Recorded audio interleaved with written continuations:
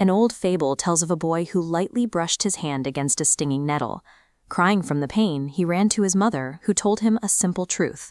The light touch is exactly what caused the sting.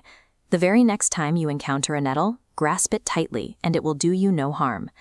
Most of us are conditioned to move through the world with that same light touch. We prefer to hem, haw, and negotiate to avoid friction. We hope that by being amenable and compromising, we can navigate tension without getting hurt. But hesitation creates a structural opening. When you pause to think or express doubt, you create a gap in time. That space invites others to fill it with suspicions and counterattacks, giving an opponent room to build obstacles in your path. Audacity erases that space. A swift move leaves no room for reflection, forcing them to abandon their plan and react to yours. Boldness functions as a psychological bypass. It is a deliberate method for cutting through an opponent's defenses, forcing them into a reactive state before they mount to logical response. In 1925, 5 of the most successful scrap metal dealers in France were invited to a secret meeting at a luxury hotel.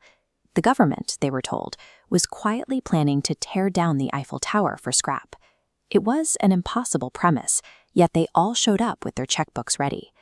Large-scale deception operates on a unique frequency. While the brain is conditioned to spot small inconsistencies, a fake watch or a forged signature, it struggles to process the sheer audacity of a massive claim. The weight of the proposal acts as its own proof, making a giant lie feel more credible than a small one. The man behind the meeting was Count Victor Lustig. He had one buyer on the hook, but at the final moment, the businessman hesitated. He was beginning to have doubts about why a government official would meet in a hotel instead of an office. Sensing the buyer's suspicion, Lustig didn't lower his price or offer excuses. Instead, he leaned in and complained about his low salary and his wife's expensive tastes. He was asking for a bribe. The request for a bribe functioned as a confirmation. To the buyer, no fraud would dare be so brazen with a high-ranking official's reputation. The move flipped the power dynamic, placing the buyer on the defensive and closing the window of suspicion. When challenged, expanding your demands rather than retreating masks your deficiencies. It projects a level of certainty that makes the other person feel foolish for doubting you in the first place. Suddenness carries its own weight. In the 16th century, the young Ivan the Terrible was little more than a mascot for the boyar aristocrats, a bullied orphan kept as a figurehead while they dismantled his kingdom and beat his advisors in front of him. Ivan knew that negotiating with a dominant enemy is a losing game. Any willingness to compromise simply provides them with a tactical toehold to continue their climb. After 5 years of silence, the 13-year-old Ivan executed a sudden, unannounced strike, calling the head of the boyar family to his room and ordered his guards to kill him on the spot. An unhesitating move from a supposedly weak child completely altered the perception of his power. It replaced the boyar's aggression with terror, as they could no longer predict where he might strike next. Pietro Aretino used a different mechanic, visibility through proximity. As a lowly servant in Rome, he didn't try to climb the social ladder slowly. Instead, he published a scandalous pamphlet mocking the Pope and the entire College of Cardinals. By attacking the most prominent targets in the city, Aretino separated himself from the crowd of silent servants. He voiced the shared feelings of the public, and his boldness earned him a position in the papal service. Society naturally defers to those who act on the daring thoughts that the masses are too afraid to try. When you execute an audacious move, you aren't just taking an action, you are commanding the attention of everyone in the room.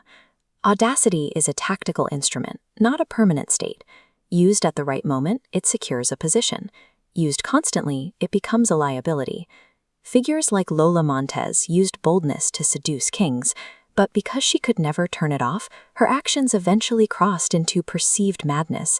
Like Ivan the Terrible, she became isolated by her own pattern of aggression, eventually losing the ability to tell when a light touch was required. There is power in the reversal.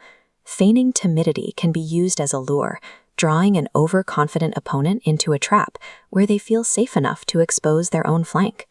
Negotiation requires this same uncompromising posture. Henry Kissinger famously favored making massive, bold demands from the start, rather than offering small, piecemeal concessions. He understood that starting high forces the other side to negotiate on your terms, whereas seeking a middle ground too early suggests you are ready to be pushed.